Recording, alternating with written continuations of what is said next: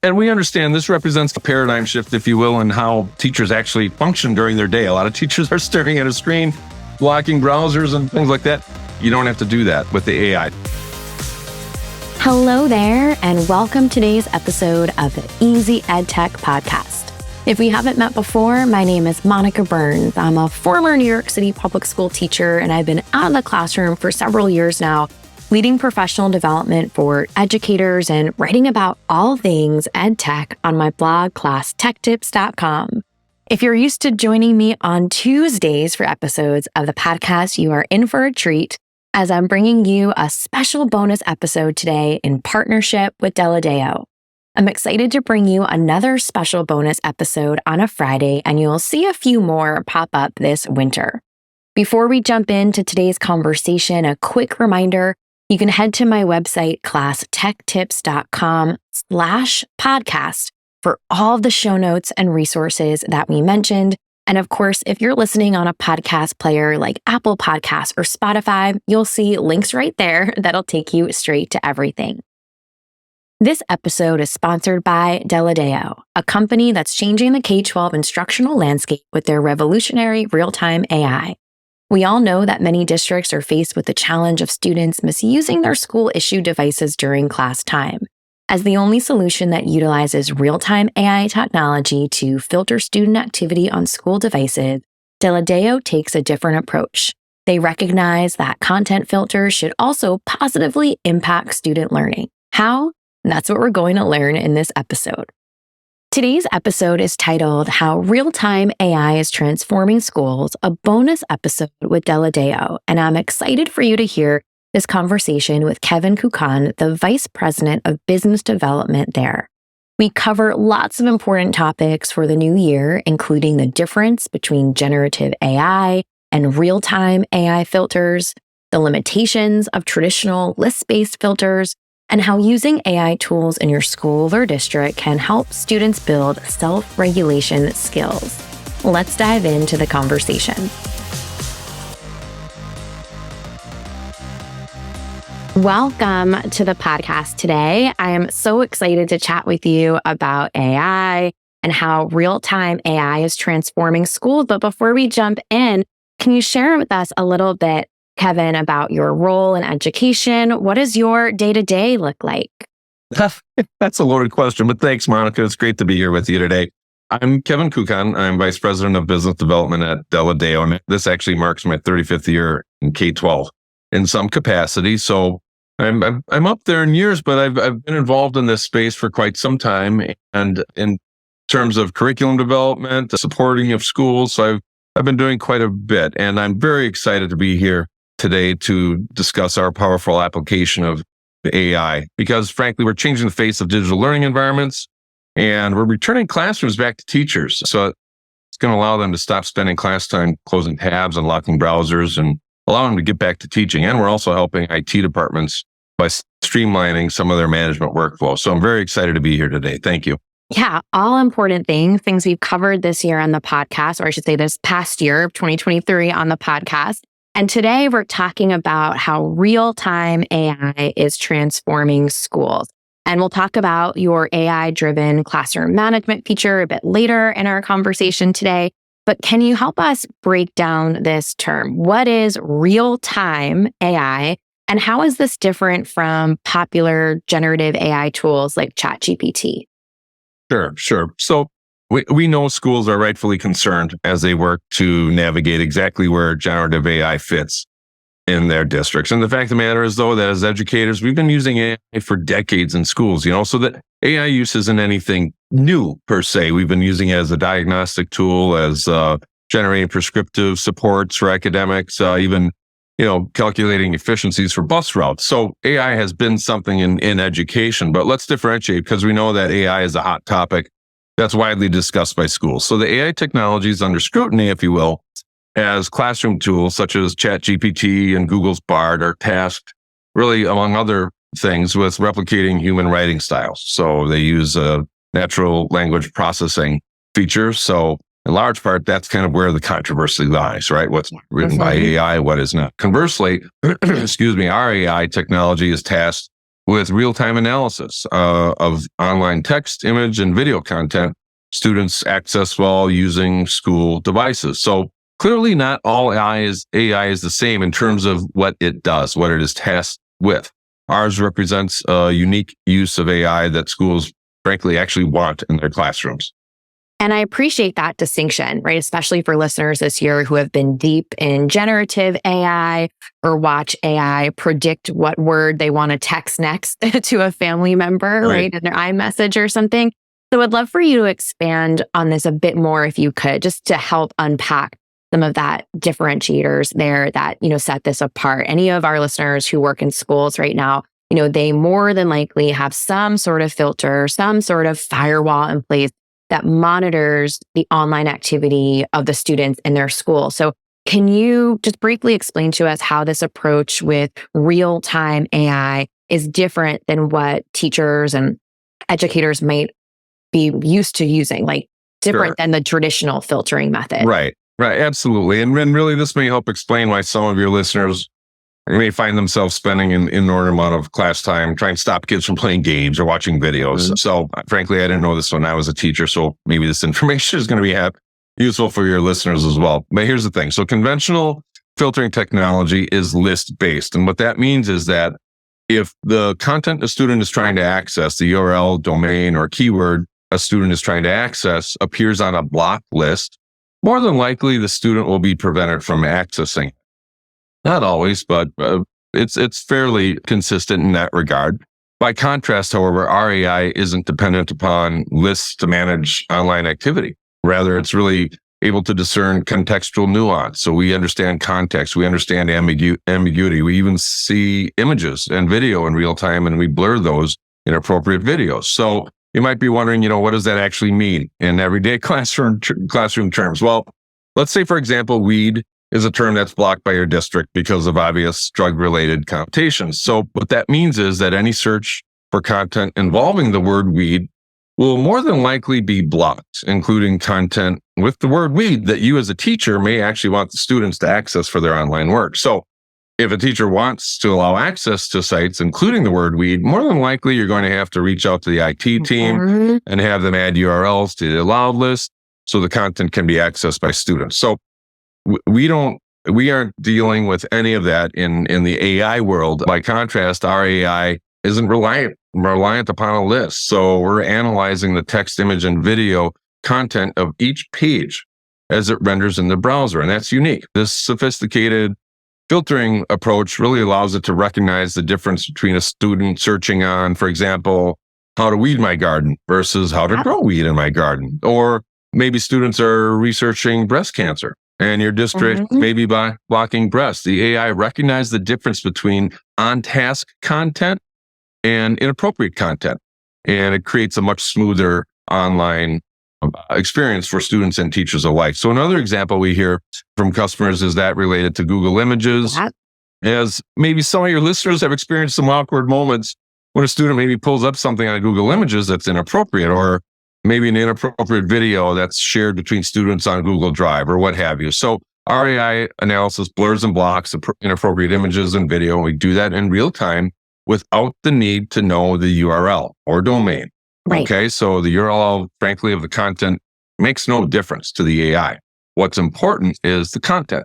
So we know that students employ a variety of strategies to circumvent your school's filter. And honestly, I would encourage you to go out and do a search on how do I bypass my school's filter, and you'll see literally millions of pages, a lot of them done by students on how to get around your school's filter. So this isn't anything that is really unique to students. So they're very adept at getting around that. So that said, our AI even analyzes this content students may try to access via some of those strategies, say an embedded link. It's a mechanism that commonly students use to try and evade the filter. We've even trained the AI to recognize, and this may scare people a little bit, but it's really pretty cool. It recognizes mouse and keypad movements that are indicative of recreational gameplay. And we block those as well. So think of Google Sites games like Snake Game or Google Doodle games. And right now, you really don't have many opportunities to kind of manage that other than closing the student's browser. So we're seeing that. So those are things that typically students are going to play because they know that it gets by your filter. we prevent that from happening. So we're very effective in that regard.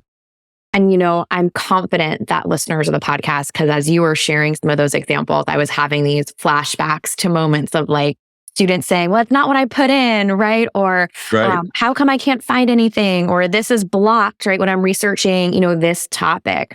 And it's something where, as a, teacher, I didn't even know sometimes, wait, who do I even go to fix this? Or I guess we're not doing that today, right? Or maybe you need a new research topic, which is like a wild thing to tell someone who's excited about doing research on something. So, this is really powerful. And I guess it was earlier this year, I saw even some of your blurring of images, right? That your AI filter does, which is really unique. And can you explain a bit further why list-based filtering technologies struggle to manage internet content?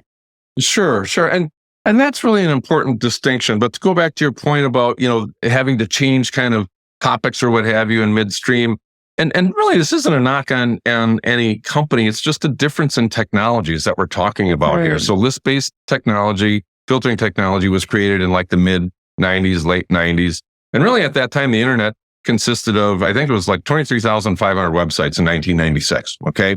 But it remains the predominantly used filtering technology deployed in most schools. So it works, but it simply wasn't designed to manage today's internet. So it can struggle with consistency, which is what you see maybe manifesting in your classroom. So consider that in the 20 minutes or so it takes to listen to this podcast, for example, over 5,000 new websites go live and over 70,000 new YouTube videos are going to be uploaded, each with their own URL. So the volume of content being added each day is truly remarkable. And it literally is growing exponentially, far beyond the ability of any IT department to effectively manage it with a list. But it's not their fault, okay? It's not the IT department's fault. The fact of the matter is that in order to be effective, a filter needs to be able to see web content, regardless of which URL it originates from. And our AI accomplishes just that. And candidly, it may surprise listeners to hear me say this, but there is no perfect solution, okay? Ours included. Yet compared to list-based technologies that are used in most of your schools, our real-time AI represents a much more efficient and practical approach to managing student online activity. And those are all such important considerations for someone who's reviewing what they already use, who wants to better understand like what's going on behind the scenes, right? I think for a lot of us, we understand, how this works by what it produces, right? Not what making it happen, right? Or why it's working a particular way. Yeah. How is it impacting me in my class? Exactly. Right. And understanding that, what's going on behind the scenes, I think is really empowering for educators in any role. Wondering why something's happening a particular way. And you shared with me that Deledao is being used in districts across the country. And I'd love for you to share a bit to hear some examples of what this looks like. How has Deledao positively impacted the schools and districts that you all work with? Sure. And, anecdotally here, not pretending or intending to be hyperbolic, it's not really uncommon for a support team, for example, to receive an email from a IT admin or maybe an instructional technologist pilot customer. And they'll indicate that they're really surprised at how much content was actually getting past their previous solution and how much Deledao is actually recognizing with our AI. So we've got districts from Nome, Alaska, to Nashua, New Hampshire, to Westminster, California, to multiple BOCES district in Colorado. They've all realized the benefits real-time AI is delivering to their instructional and their IT teams. So all that said, really, it's one thing to kind of claim our technology does what it does. It's another thing to entirely, back it up with data. So in fact, we've got an internal study that we did with 1,000 students, and I believe they're from 6 states. And that revealed that nearly 95% of students were attempting to gain access to distracting content on school devices prior to Deledao. So that's a huge amount. Maybe that isn't too surprising. Yet what we saw is that in as little as 4 weeks, dramatic reductions in student attempts to go off task were recognized. And over 80%, I think it was, of students significantly reduced their attempts to stop to access distracting content. So this is a clear indicator that Deledao is playing a role in helping students develop these critical self-regulation skills. So it's important to know that, the devices aren't the problem.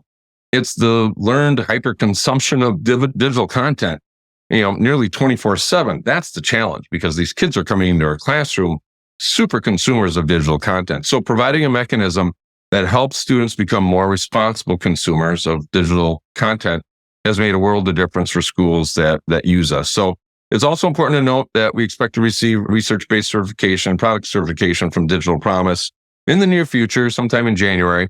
And this is going to provide your school leaders with verification of our product's merit. So that's important to note as well. And before I ask you a little bit more about the AI piece, I just want to highlight what you mentioned about Deledao's digital self-regulation component, right? Like, this is something that I think everyone can understand, right? The need to go grab your phone, or I want to go check that web browser, or I want to go look at something else, right? It really is building that habit. And for students, right, this is something that can help them build that habit, and just the noticing, the awareness, that bringing them back on task. And those are really lifelong learning skills for navigating digital spaces, for digital productivity. So really, really powerful. So let's come back now to the AI piece. I could just add, because part of my job is to watch some of these really bizarre statistics, but on average, adults touch our phone 2,600 times a day. We unlock our phones 150 times a day. Something like 130 million of us admit to watching TV while using another device. Oh, yeah. And the funny part is that we expect students to be something else when they walk into our classroom. Yeah. That's simply not going to happen.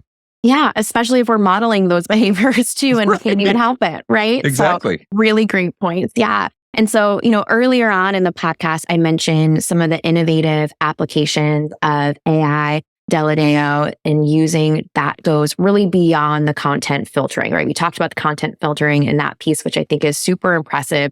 But can you share some of the details on how Deledao is helping schools create more effective DLEs? Sure. And honestly, we believe that your school's content filter should do more and have a greater impact on student learning. It should actually make your digital learning classroom environment more productive, not create more work for teachers. So an RAI filter is just that type of solution. So here's the thing. Outside of your LMS or maybe Google Workspace, when students are assigned online work, they're engaging with your school's filter more than almost all other applications your district uses. So quite honestly, your filter, as I said, should do more than simply check the SIPA compliance checkbox, right?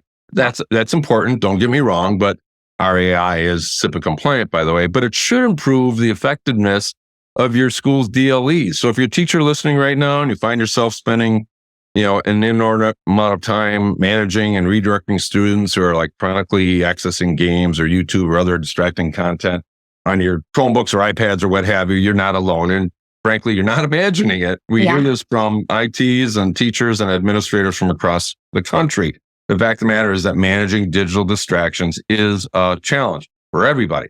So, in fact, the Organization for Economic Development and Cooperation really recently released findings of a questionnaire. They send this out every 3 years to 15-year-olds. And their most recent results indicate that over 2/3 of U.S. students are digitally distracted during class. 54% were distracted by other students' devices. So I like to call this the airline phenomenon, because we've all been on a plane where someone sitting ahead of us opens a laptop, right? What happens? Our eyes almost compulsively are drawn to it. We can't help ourselves. So imagine a kid, who sees a student open up a laptop and they're watching highlights of the Milwaukee Bucks game from last night. It's kind of hard to avoid that. So many of your students, then what happens? They replicate the same type of behavior in class. So it shouldn't be too surprising that the findings reveal that digital distractions show a strong correlation with lower academic performance. And the findings actually corroborate this, that reveal that students distracted by other students using devices, so distracted by other students using devices, they're 15 points lower in mathematics than those who were, never distracted. So getting to your point, though, let me ask you an instructional related question here. As a former teacher, what factors would prompt you to differentiate instruction during class or make accommodations for students or small groups of students?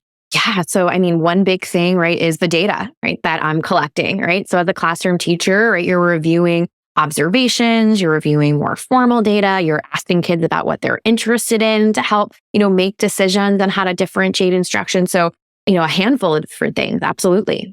Right, right. And in God we trust, everybody else better bring me data, right? So that's kind of a famous saying. But yeah, you're exactly right. And really central to that whole notion of differentiated instruction is developing recognition of student metacognition. And that helps kind of lay the foundation for self-regulation, which ultimately leads to what we want to have happen for students. And that is, to become self-directed, independent learners. So teachers have long taught metacognition to students in conventional brick and mortar learning environments. So these are strategies that we've all used, right? That kind of help students understand how they best learn. So self-monitoring, adjusting approaches to learning, goal setting, that type of thing, self-evaluating. Yet how a student learns in pencil and paper environment, it can be dramatically different when working in a digital environment, particularly when tempted by this tidal wave of content, distracting digital content that in a lot of cases is a click or two away. In fact, recent studies reveal that the problem of classroom self-regulation in digital learning environments is exacerbated by digital learning environments. So it's more challenging, more difficult for students to attain in a digital learning environment. So here's the challenge teachers may be facing in their DLEs, Monica. Classroom internet policies are typically a one-size-fits-all, right? So that means that all students are put in the same policy setting, regardless of their ability to stay on task. You're a straight A student. You are in the same policy as me, who struggles to monitor my behavior online. So it's a kind of one size fits all. If a student is habitually off task, however, maybe some of you have asked the IT department to put the student in a penalty box of some sort, or you restrict access to that content in some manner. So frankly, it's a somewhat punitive approach to classroom management. It's survival. I get it. Remove the student and you remove the problem, right? But it provides, the bottom line is it provides no real opportunity for learning or changing student behavior. So effective instruction doesn't use a one-size-fits-all approach. So why would we do the same when it comes to student online access policies? We've built tools with our AI into our solution to kind of address this very topic. So Active Instruct, which is our live classroom solution, provides several features to help in this regard, starting with a flexible grouping tool that allows teachers to set up small groups based on the ability of students to self-regulate in DLE. So a student demonstrates growth in their ability to self-regulate online. As they do that, the grouping tool allows teachers to easily drag and drop kids to, for articulation between those different ability level groups. So it's a quick method to flexibly personalize student learning based on their ability to stay on task while online. And, we know so much about, digital engagement that it's difficult for schools to measure, right? We know about it because we can see it, but we can't always put some data behind it, right? It really is those anecdotal observations. And, that can be, a bit nebulous, right? Especially if kids have a couple different browsers up, different screens up of different things. Does the Deledao AI provide teachers with a way to gain some insight, right, into students' actual digital engagement levels? Absolutely. And, this is what we're really excited about, as to our knowledge. This might be the first time that student digital engagement has actually been quantified. And we attribute that in large part to our AI because it sits at the browser level. We can see that activity. So within the context of our live classroom feature, Deledao's AI generates a time on task score. We refer to it as a TOT score or simply a TOT score that uses AI to calculate a student's engagement level during class. And it's based on a 0 to 100 point scale. So this metric adjusts in real time. It's visible to the teacher, and it can also be made visible to the student and the parent for that matter. And as a result, can become this valuable component of a student's academic goal setting or IEP, right? So for example, a student may have a TOT score of 79 and may have a goal of raising his or her algebra grade from a C- to a B+, for example, by the end of the quarter. So if the student can improve their TOT metric to 90, for example, in algebra or better, there's a high likelihood that student may be able to see that level of improvement in their grades because we know that student engagement is directly related to achievement. So we know there are other factors that impact student success. We get it. But our TOT score provides a valuable metric that will help schools develop a true holistic picture of the student that will now include a measure that's reflective of that student's ability to stay on task on their device. So not only will these TOT scores help educators easily build personalized strategies, like I said previously, based on student engagement levels, but it can also be used by IT and building and district admin to, leverage data-driven decisions. As you discussed, data is really important. So our unique approach and an application of AI to real-time filtering and quantifying student digital engagement provides teachers, ITs, and admins with really a powerful tool that will help improve the effectiveness of schools' digital learning environments. Well, there's so much to take away, from our conversation today. Just, really great insight into the differences between different types of AI, the differences between different types of filtering that schools and districts might use. Where can people connect with you, Kevin? Where can they learn more about Deledao and your work? Sure. And we understand this represents kind of a paradigm shift, if you will, in how teachers actually function during their day. A lot of teachers are staring at a screen, blocking browsers and things like that. You don't have to do that with the AI. So here's what they can do. They can head out to our website, deledao.com. That's DELEDAO.com to learn how our instant AI technology help schools improve digital learning environments. And once you're out there, you'll find multiple case studies or blog articles that you can read, a newsletter. And if you're inclined, you can feel free to reach out to a team member and ask questions or set up a time to see a live demo in a live environment. And I will make sure to link out to all the things so anyone listening can go ahead and click and explore and learn more. But thank you so much for your time today. Thank you. There were so many great gems in today's conversation, but let's finish up by making this EdTech easy with a few key points from the episode. There is a difference between generative AI and real-time AI filters. Traditional list-based filters have limitations.